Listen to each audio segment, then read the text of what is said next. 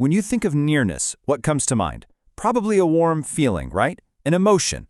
Well, we're about to explore a totally different way of looking at it. Divine proximity, not as a feeling, but as a perfectly engineered system, an architecture. Let's get into it.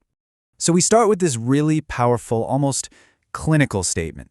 It's not close to your heart, it's closer than your lifeline.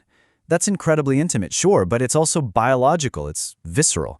This one phrase really sets the stage for a much more, let's say, forensic way to understand presence. And this is the central paradox we're here to unravel. I mean, how can a being that is totally boundless, something beyond all space and time, also be right here, profoundly present in every single moment of our lives? How does that actually work?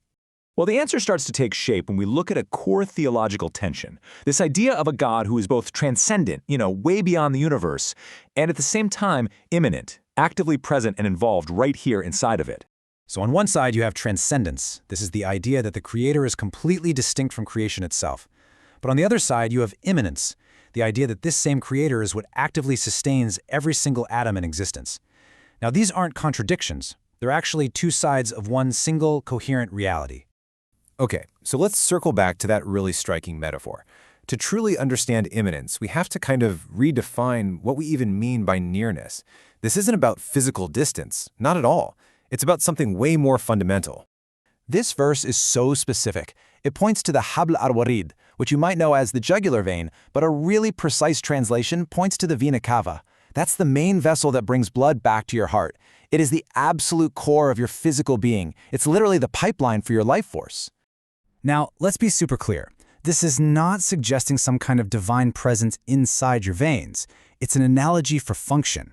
It means that the Creator's awareness and the system of consequence that He designed are more integral to your existence than the very blood pumping through you to keep you alive. So, if this nearness is a system, then what's the mechanism? What makes it tick? The best way to think about it is like a universal operating system, one that's running in the background of all reality, governing everything from the laws of physics to the laws of morality. And in the Quran, this mechanism actually has a name, Sunnat Allah. These are the fixed, the unchangeable, the universal laws that govern absolutely everything.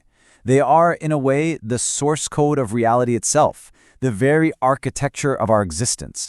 And this right here is such a fascinating contrast. We usually think of divine nearness in these sentimental terms, an emotional feeling, a mystical connection. But the source material is presenting something totally different, a systemic nearness. It's based on unchanging law and perfect cause and effect. It's less like getting a hug and more like the law of gravity. It is always on, it is always predictable, and it is always just. And this quote just brilliantly solves the paradox.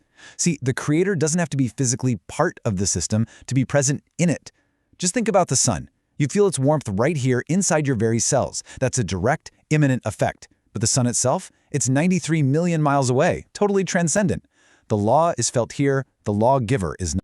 Now, this system isn't just about the physical world. Nope. The exact same logic applies to divine guidance, which is described not as some random flicker of inspiration, but as a steady, reliable, accessible light. The Quran gives us this incredible metaphor of a self-sufficient, brilliant light. This isn't a candle flickering in the wind, right? It's a steady, powerful lamp, and its source is something pure and universal, neither of the east nor of the west. It generates its own light. So, if we break it down, this light, this guidance, has these very specific qualities. Its source is universal and self-sufficient. Access to it isn't random. It's available to anyone who makes a conscious choice to look for it. Its function? To light up the path of truth. And the proof, the way you see it manifest, is in the order and peace it creates when it's applied. It's a system. Okay, so all this system talk leads us to another concept that, let's be honest, gets misunderstood a lot. The idea of being watched. But if we apply that same systemic logic, the picture becomes so much clearer, and frankly, way more profound. So the source material defines this vigilant watcher, not as some kind of entity, but as a mechanism. It is the part of the system that makes sure there is perfect accountability. Nothing, and I mean nothing, ever gets lost. This is a huge shift in thinking, so let me be really direct.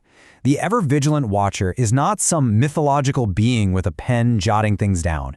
It is the absolute efficiency of the Law of Requital.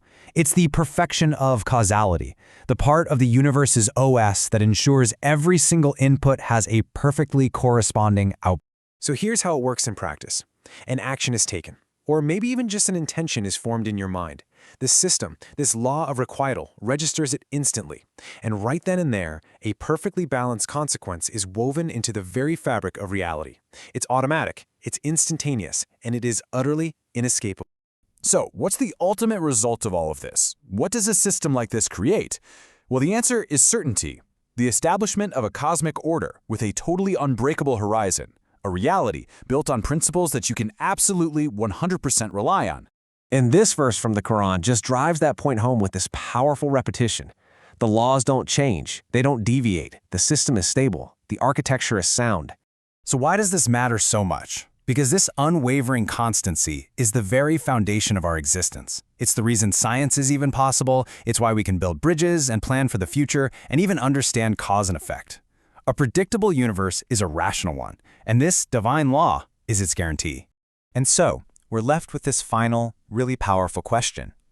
If this perfect, unchangeable law is the very architecture of divine nearness, and you've been given the ability to understand it and align your life with it, what are you building?